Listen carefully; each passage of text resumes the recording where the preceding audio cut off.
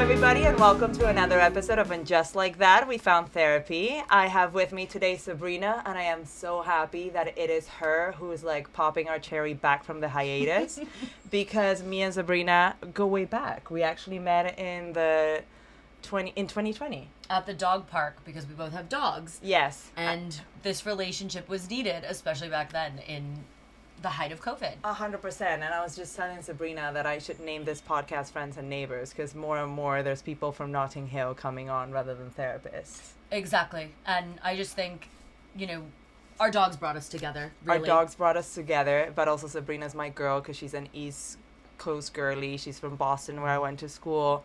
Her dog's name is Johnny Cash, which is very epic.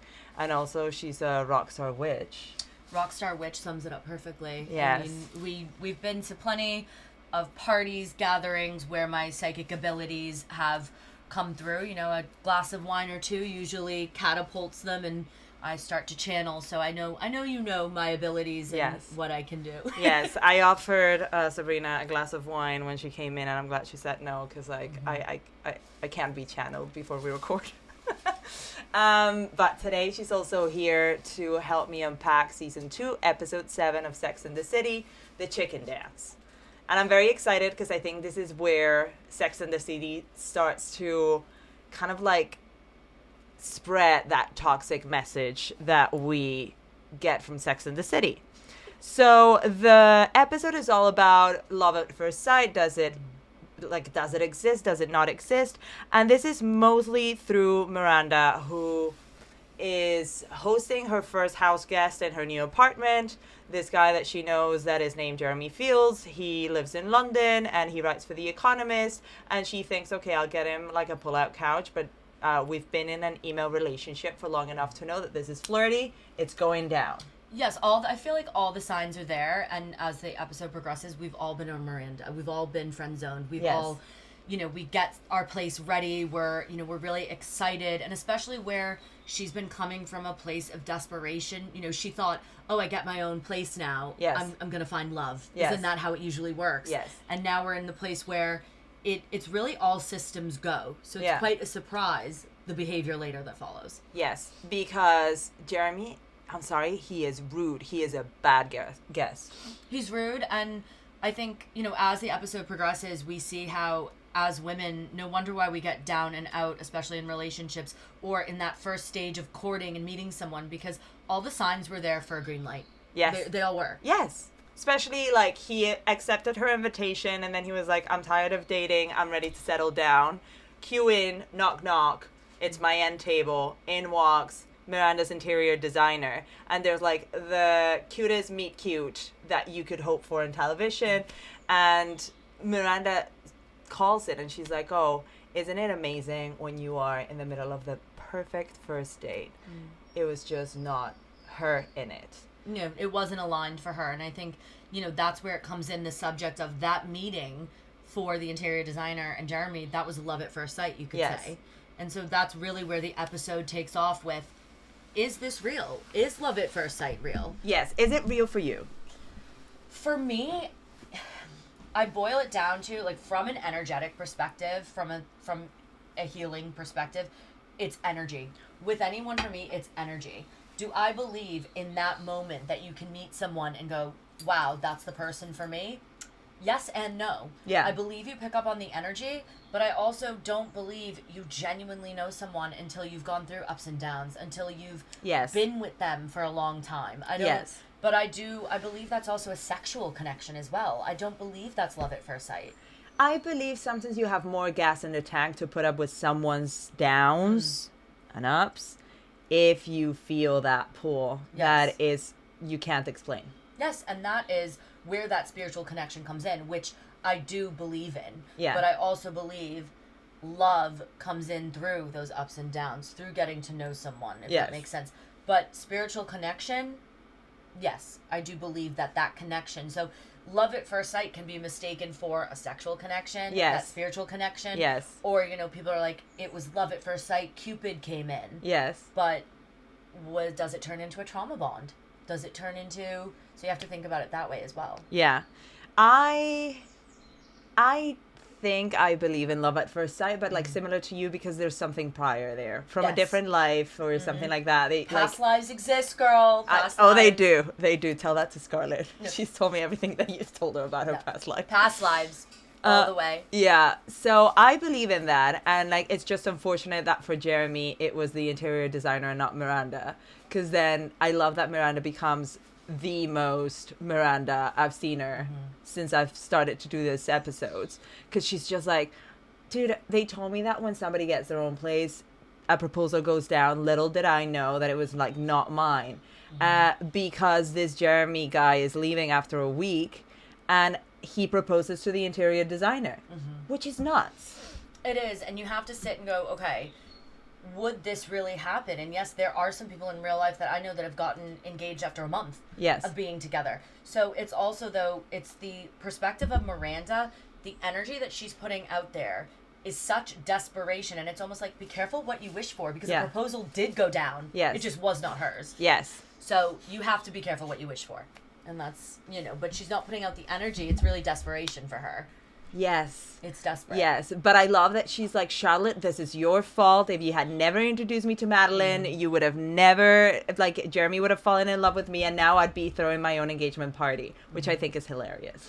I think it's hilarious as well. And it's also, look at the string of events. Like, if she didn't feel down and out, she wouldn't be in the bar where she met, her now partner. Like, you know what I mean? So events are all fated and aligned. Yes. So, but I do find her attitude quite funny, because everything that she wanted to happen did happen. It just wasn't on her cards or her time. Yes. But I love that you say that, because sometimes you do need a little reminder that sometimes when it feels like the universe is rejecting you, because she keeps saying like, nobody sees me, and they're walking back into her building and the doorman is like, I'm sorry, who are you here to see? Is like, I live here. No. Sometimes it's just because there's a higher purpose. And like, it's unfortunate that in the storyline Steve doesn't quite make it all right for Miranda, but like, she did love him. She did love him, and I think, she met Steve in that moment where she was, she was sad. She was like, no one sees me. And in the beginning, he did prove to her, like, there are men or people out there that see you, that will love you, that will honor you. And that are for you. And I think, we get so down and out when it doesn't work out for someone, or we think the universe is against us, but actually, you don't get what you think you want, you get what you need. You get what you need. Yeah. Oh, boy. Which brings me to my girl, Carrie. Because in the same storyline, like, Carrie says, I was more and more a house guest at Mr. Big's, and she forgets the toothbrush, so she asks Mr. Big, hey, do you have a spare toothbrush? And the guy just, like, comes about, and, like, in his perfect flat with his perfect bathroom and his perfect electric toothbrush, he pulls out a little pink toothbrush, whatever, cap or whatever, for her. He's the blue, she's the pink, and Carrie gets the two, blue and pink, and like does the little thing, and then she brushes her teeth, and she tells the girls, like, after a year, this is what really gets me off. Like, I'm super happy about this development in my life, whereas these other two people have been together for a week and they're engaged. What do you think about Carrie giving so much meaning to that? I've been there, but I've been there with a lot of my relationships where Mr. Biggs, his insecurities and fears are of commitment. Yes. And that is just so he doesn't get hurt. Men do that so they don't get hurt. It's a coping mechanism. But for me, I've been in the situation in that situation, but you're not actually being chosen. Yeah. And then I'm now with someone who, from the beginning, chose me. Yeah. And that was uncomfortable for me, because I had been Carrie for most of my relationships. Did it make you feel like it was... What do you mean it was uncomfortable for you? It was uncomfortable because my normal was... To have to fight a little bit? To have to fight, and I would accept the bare minimum. Yeah. She is accepting the bare minimum. Yes. After a year, getting a toothbrush, that is next level screwed up. Yes. Okay? Because I now, with my partner, originally it was like, I like you, I want to take you out, we're going to hang out, let's do this. Yes. And I was like... I've never had someone see me and be like, I want to get to know you, let's do this. Yeah. She's settling for a toothbrush. Yeah. Pick me. We're taught that, though. Yeah. Well, I feel like we're taught that, though. Oh, my goodness, he finally decided to give me a toothbrush after a year. This is a big thing. No, It means, I feel means like, something. yeah, it means even more when it comes from a person that is obviously so emotionally unavailable. You're like, I'm special. What we have is special because this is a big deal to him.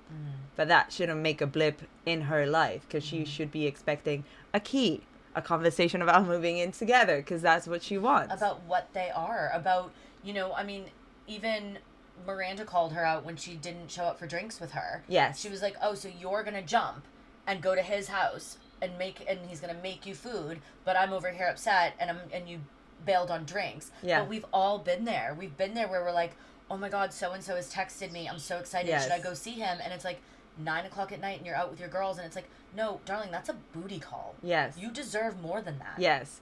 I have been thinking to myself more and more, I don't want somebody who treats me like an option. I want somebody who treats me as a priority, not even a choice. It's, and I will say, if you are used to something like what Carrie is in right Yeah. now, when that does come along, it's a shock to the central nervous system because Yes. you're used to just being that second choice. Like, Yeah. I was always a second choice or I was friend zoned Yeah. horribly. Like, Yeah. I'd be like, oh my God, it's really moving forward. They've opened up about their life to me. We're hanging out. Like, I'm the one. And then it's like, oh my God, I met this girl and she's amazing. And I'm like, oh my God, it's going to be me. It's going to be me. And they're like, it's so-and-so. And your heart just shatters. You're like, wait, I invested all that time into our friendship and everything. Do you know what I mean? So I get the toothbrush, but we cannot settle for a toothbrush. Yes. Okay, so we're not settling for the toothbrush. Then my next question is like, Charlotte is just like being such a Charlotte in this, is being such a Charlotte in this episode by being like, Miranda, you shouldn't think about it like that. What you should take out of this is like, even if you're single now, you could be engaged within a week. What do you think about Charlotte's take on the whole thing? Charlotte has a very kind of warped perception of reality. Like, yes, you could be engaged in a week, but that's not the point. The point of the matter is she had this fantasy in her head that once she got a flat, it was going to be, I'm going to meet someone, I'm going to get proposed. Yeah. She had this idea of what her life was going to look like, and it was not that. Yeah. So as a friend, let's bring her back down to reality and be honest. So I understand Charlotte where she's coming from because that's the best advice she can give. Yes. And that's her perception. It's personally not advice I'd give. I'd be like, girl, listen, sorry I introduced you to him. He's an asshole, and this is what happened. We're moving on. Like, we're going to find someone else. Yes. We will find someone. He was not it. No, he was not it. And then, whatever, they were planning the wedding within a week. They're like, or 4 weeks is the time frame they have to, like, plan a wedding at the Ritz or something like that. And then we get, again, like, the same situation for Carrie and Charlotte, etc. Where, like, Carrie's super excited because Mr. Big wants to be a part of the wedding. Because Carrie has been asked to read a poem at the wedding, and Mr. Big is like, oh, I wouldn't miss that for the world. And then he starts making fun of the poem. Yes, and I think it's also when she was reading the poem and the fact that he left to take a call. Yes. That just goes to show these are all his own projections. It has nothing to do with her, actually. No. It's all of his own projections of what love is. So we don't know if that happened in childhood, if he was rejected as a child, where it came from. But the fact that he got up and took calls and couldn't listen to her and listen to her being vulnerable, that's a direct reflection of his own crap, not hers. Yeah. You know what I thought, though? It's just like, it's not rejection of her. It's just like, she does not matter. No, she doesn't. She is just like a nice accessory that entertains him most of the time. But, like, of course he's going to take a call because what matters is him, his job, his apartment, his wants, his needs. And, like, it didn't even occur to him that it would hurt her feelings to not stand there. No, because that is a very simple act that means quite a bit to her. And all he had to do was be present. Yeah. But he couldn't do that. Yeah. Because he can't see past his perception of himself. Yes. And people can only meet you as deep as they have met themselves. Yes. And he has only met himself here. She's looking for this. Yes. And he's not, that doesn't make better than or less than. Yes. It just means he is not ready to give her what she's truly longing for, but she's settling for that. So Because here we, like, I'm skipping a bit forward, but like at the end of the wedding, he's being an asshole. Because I think Carrie says like, hey, you missed my poem, you missed most of the reception, but you know, nothing like a slow dance to like kiss and make up. Oh, that was the worst for me. The worst. I love the fact that she was trying to salvage it, but like the worst is his answer was like, maybe later, I hate dancing while people are eating. And like she gets pissed, and at one point she has a conversation with him where I was like, okay, standing up, clapping for her. Like she's about to say, like, I think we want different things. I want somebody who's going to stay with me until the end. And then I think she sees like maybe him getting scared, and she's like, of a wedding.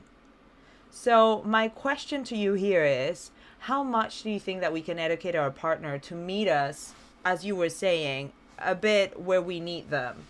Because obviously nobody's perfect. No, nobody is perfect. But for Mr. Big in this moment, I mean, it's been a year, but for Mr. Big, it just seems like he can't give her what she wants. Yeah. So it's up to her to decide if that person in that moment, what you truly want is a committed, loving, caring relationship and marriage someday. Yeah. He's not meeting her at that level. And I think sometimes we think we can change people and make them choose us. But sometimes we can't. And in this situation, if you don't watch any more of the episodes, in this situation, because we're examining this episode, you look at him and you feel for him a bit, but you also look at Carrie and she's enabling the behavior. Oh, 1,000%. Yeah, she's enabling the behavior. So, you know, if both of them were on the same page of we're going to take this slope, but it's been a year. It's not been 4 months. It's not been 6. It's been a year, and he is not willing to give her anything more. She's begging. Yeah. And when you start begging and chasing, and the relationship's done. It's in my opinion. Because I've been there. I've begged people to love me, begged people, you know, but I was enabling that behavior, and that boils down to your self-worth.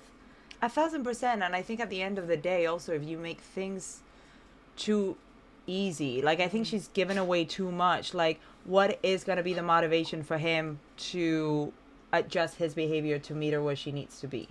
Like to leave. Yeah. To leave. That is all you can do. If he is not meeting her, and listen, no one's perfect. Yeah. We're all going to have traits that we have to work on. You have to compromise in a relationship.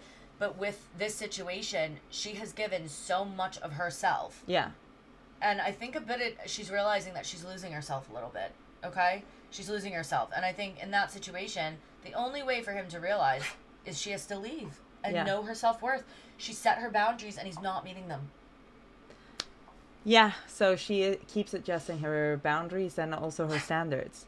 Okay, so my next question is, because like Charlotte's storyline in this episode, I love, because like I think I have been a Charlotte, and there's 2 occasions where you can be a Charlotte and like fast forward a relationship. Yes. 1 is weddings, and 2 is when you're both abroad and you meet somebody while traveling. Yes.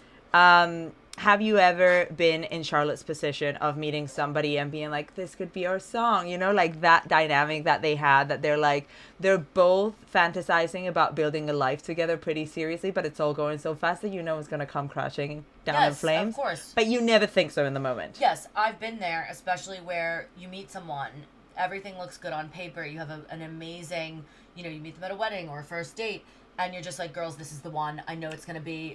And you feel that spark. Back to the love at first sight, or maybe energetic. Yes. You feel that energy. You're like, and they look good on paper. Yeah. But then you deep down don't know them. They don't know you. You don't know their triggers. You don't know their traumas. And I've been there where you're like, this is the one. It's going to happen. But it all comes crumbling down because we are addicted to the fantasy. Yeah. We're falling in love with the fantasy. We're not falling in love with the person. We're falling in love with the potential. Yes. So many times we fall in love with the potential. And the potential is us. Because like you put it there. It's your projection. Then you're like, oh my goodness, the wedding's going to be here. The babies will be named this. Imagine how they'll look when I'm with, like, no. So you have to sit there and look at what is being presented to you. Reel it back in. But we've all been there. Yes. I've been there. And, you have to come back down to reality and be like, okay, actually, accept it for what it is. If it's going to be in that moment, enjoy it. But it's how they show up after, and it's how you show up after. Yes. We've all waited for that text, that call, that, you know what I mean? Yes, we have. Have you ever been approached by, like, your partner's date's love interest father, like Charlotte did? No. I've had comments made by by people I've dated's fathers, but I've never been approached by someone. Like, that was insane. I was like, it can't be. And I'm curious to know what you think of, like, Martin, I think it was his name, reaction of like, oh, my father's not gonna whatever lose his composure just because a woman is wearing a slutty dress. For me, it's almost that double standard of like, Yes. what do you mean slutty dress? Yeah, like she's the one in the wrong and not your dad for putting his hand in my butt. For me, it's, I don't care if I'm walking naked down the road or if I'm in a dress. Like, you have no right, one, to smack my ass. Yeah. Two, I love how we're excusing the misogynistic behavior, and it's your father who is hitting on the woman you're interested in. Yes. There's so many different compositions at play here that, for me, it's no. You are, and especially if I gave you my body, homeboy, like, let's relax, okay? You literally took... That's true. The minute you sleep with someone, as a woman, you're giving them your energy. Yes. You're taking on their energy. Yes. Like, I let you into my space, okay? I have a portal in between my legs. Yeah. And your father went and grabbed my ass. Yes. Are you okay? Yes. And you're telling me because I wore a slutty dress. Which is not even that slutty. I'm sorry. I once was dressed like a flamingo to a wedding with like a whole slit on the side of my leg. I was like, it's not even... But maybe, hey. Listen, what is slutty? What is slutty? What is slutty? This is the year of 2025, our Lord. Yes. Nothing is slutty anymore. Yes. Like, you know what? Our Lord Savior's the only one who can judge my freaking dresses. Like, women, men think, oh, women wear that for me. No, women wear what they feel beautiful in. Yes. Okay? And if she wanted to wear that dress because she looked banging in it, then let her. Okay? That's her prerogative. A goddess. She's a goddess. That creepy old dude was like, oh, let me have a smack at that. But then your son was inside her. Ugh. Are we okay? No. No. So who's at fault here? Yeah. Hello? Like, yeah. Do you know what I mean? 1,000%. Okay, so then I think the wedding is wrapping up, and Mr. Big is being an asshole. He just wants to leave. He's not making an effort. He didn't even stay for the poem, and Carrie makes it okay after that little conversation where she's like, I think we want different things. You wouldn't even sign the card, and like, I want somebody who will stay with me until the end. And then she cops out by saying it's, until the end of a wedding. And then he's like, okay, I'll stay until the end of the wedding. And then they hear that they're gonna do the bouquet, and he's like, isn't that towards the end? And she's like, yeah, grab some cake, I'm saying bye to my friends. And it's just so sad.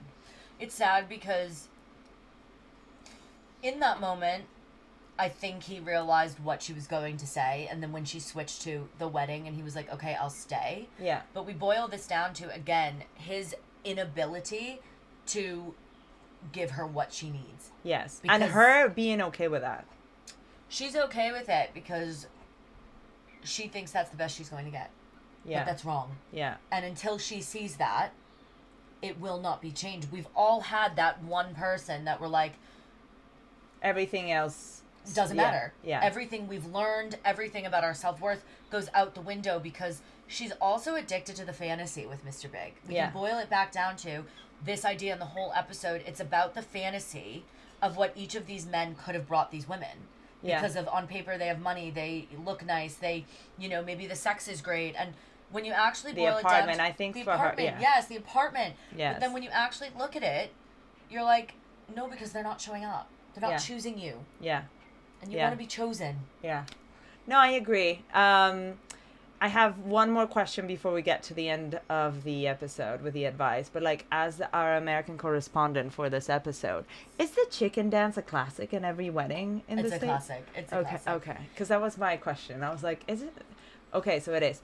Then now I have like the fire advice for the girls for the episode. So I'll prompt you to give advice to each one of the girls. Yes. Feel free to throw in the witch in you for it. Because Samantha.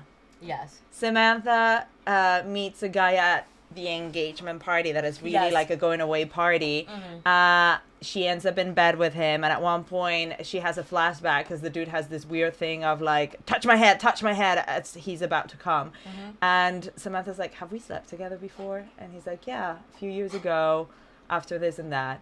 What will you tell Samantha about maybe, re-encountering a past flame and not even remembering that she did sleep with him. Well, it clearly wasn't that memorable. Okay. Sleeping with him. Yes. So I would give her, she is a woman that she is in her divine power when it comes to her sexuality. Yeah. So I would just tell her it clearly wasn't memorable, so move along, darling. Yeah. Move along. It clearly wasn't memorable. Okay. I was going to ask you, did you think that maybe the universe brought him back to be like, remember who you sleep with? Or like, this dude, you wronged him in one way or another. It meant this or another. I think the universe brought him back in for her. I think her sexuality is also, and the way she presents herself and sleeps with all these men is also a coping mechanism for not wanting to open up to one man. Yeah. In a way. Yeah. And so, like, on paper, in presenting, she owns it. Okay? She owns her sexual power. But deep down, there is a part of her that's like, okay, I want to be loved as well. Yes. So I do think with him coming back, it almost got her thinking, oh my goodness, I need to, like, remember. I need to, see who I'm with. I think it's to remind her, like, you are deserving of that if that's what you want. Yeah. You're deserving of that love if that is what you truly want. Yeah. Which I think she does. She does. Okay, then for Charlotte, what would you tell somebody that maybe feels like she's had her future husband, children life, like, evaporate in front of her eyes after having that awful encounter with a father and him reacting that way? What would you tell your girlfriend at the end of a wedding if that happened? Fuck him. First and foremost. But also, don't fall in love with potential and don't fall in love with the fantasy.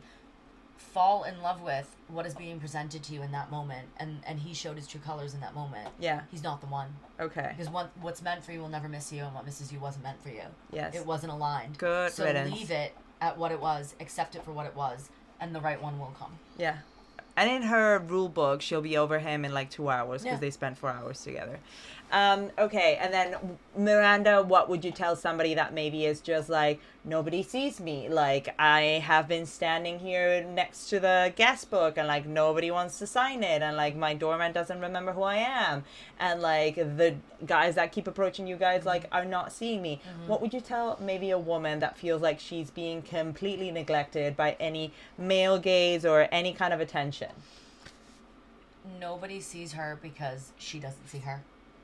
She is putting out the energy of desperation, of lack. Yeah. And that is causing no one to see her. And the more she radiates confidence, focuses on herself, that's when she's going to start to attract the right person. Yeah. Okay? And it's honestly, as ridiculous as it sounds, but when you least expect it, and it's going to be the person you least expect it, but it's what she needs. It's what you need.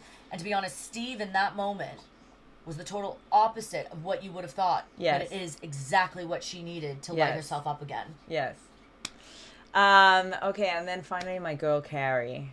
What would you tell a friend that maybe keeps coming back to you? Like, she's in a committed relationship, they're exclusive, whatever you want to call it, but like, she's definitely not getting her standards and needs met. She needs to leave. As difficult as that is, and she loves him and she wants to be with him, unless he puts in the work, she's never going to change him. How would you have maybe rewritten some of the scenes, like him not wanting to sign the card and being an asshole about it, him leaving in the middle of the poem reading? How would you have told her? Because it's like, okay, maybe don't break up with him in that moment, but like, I do think you can help your partner meet you a little bit, because she doesn't say squat about... She doesn't say anything, and that's the thing, because if she were to say something and state her needs, she's afraid because she's not seen and heard. Yeah. And she's afraid to state her needs because she knows it will freak him out and push him away. So if I was at that wedding with her and she came up to me and she was upset about it, I was like, listen, not in this moment now. Enjoy the rest of the night, but when you leave, you need to think long and hard about what it is you want in your life. Yeah. Because listen, as cliche as it sounds, life is too short. And you are wasting time if you think he's going to change. Yeah. And finish that conversation if you really want to see it through. I'm afraid we want different things. And like, don't say that what you want is for somebody to stay with you until the end of a wedding. That's not what you want. Exactly. And she switched the narrative because she knew that he would get freaked out. Yeah. And that's what hurts my heart, because we've all been there. I've been there. I've had my friends been there, and we don't feel seen and heard, and we don't say anything, and we play the cool girl. Yes. To not rock the boat. Yes. And she's playing the cool girl, but she's sacrificing her own needs and inevitably what she knows she deserves. Yeah. Okay. I agree. So that was the episode. Now I'd love to hear what you're up to because I know you're on tour. I know you have gigs coming up. I know you're also doing a lot of very fun things about your more intuitive witchy side on TikTok. Mm-hmm. So please tell us, what are you up to? What's coming up for Sabrina? Oh my goodness. Okay, so we are currently on the world. I am on the world. We are on the verge of world domination. I'm heading out on a UK tour starting in Newcastle on June 6th, ending in London June 18th. I'm working on new music. I am also, I've always been a witch. It's been, I've always been a psychic, but I do all of my healings. I have a retreat coming up in Spain. Amazing. I'm doing a beautiful, beautiful retreat for women. A really divine, feminine, beautiful process. But I'm really fully in my power, both creatively and spiritually, and I'm just really gearing up for this tour. It's going to be a really big deal in my career, and definitely instead of keeping the witch and the music separate, it's one now. It's I love all it. Part of Sabrina. Okay, so I have 2 questions. Mm-hmm. Where can people find tickets to the gigs, and tell me more about the retreat? Where in Spain, and what does it entail? Okay. So you can find all my information on my Instagram. It's Sabrina K. All of the links to my tickets, my psychic readings, everything are all in there, and all of my events. You can also find the links for the retreats as well. The retreat got started because a friend of mine up north, Bailey, she owns a studio, a heated studio called the 108. We were like, we want a space for women to heal together. We want a space for women to truly feel seen and heard. Yeah. And our friend Angela is coming on with us. She does, feminine biology. So she goes through your blood panels, hormones, everything, food, gut reset. Bailey does the movement, and I'm going to be doing the energy healing. That sounds amazing. So as women, it's in Costa del Sol in Benamedina, but as women, we often forget about our ancestral blueprint. We should not be working, 14-hour days, 7 days a week. We're not on a 24-hour cycle like men. We're on a 28-day cycle. Yeah. We need rest. We need, we need to come back to our We need different blueprint. things depending on the cycle. Yes. And, as women, we suppress that wild feminine energy. And I think, both in my music and my spirituality, I've always been told I'm too much, to be quiet, sit down, look pretty. And no, I have this sacred rage inside of me. I channel that through my music, my power. I'm going to be this wild, outspoken woman. Yeah. And you know what? If I'm too much for people, well, the door's right there. I love it. And that's what you see. That's everything I'm doing right now is all one. The music, the retreats coming up, the spirituality, it's all one. It's about being that divine feminine power and not apologizing for it. These bitches been burning me at the stake for centuries. I'm here now. I'm not going anywhere. I know you're not. I'm not going anywhere. I know you're not. No. I'm loving it. Okay, I'll pop all the details to the tour and the retreat on the show notes because I think that sounds amazing. It's going to be amazing, and I'm just excited. I mean, hopefully a couple months from now, the world knows my name, and we're like, oh my God, her single's #1. She's performing around the world. I've been manifesting that. We're manifesting. Yes, we are. World domination. Yes, we need it. Well, thank you very much, Sabrina. This has been a blast. Thank you, darling. I'll have you back when you're done with the tour. Absolutely.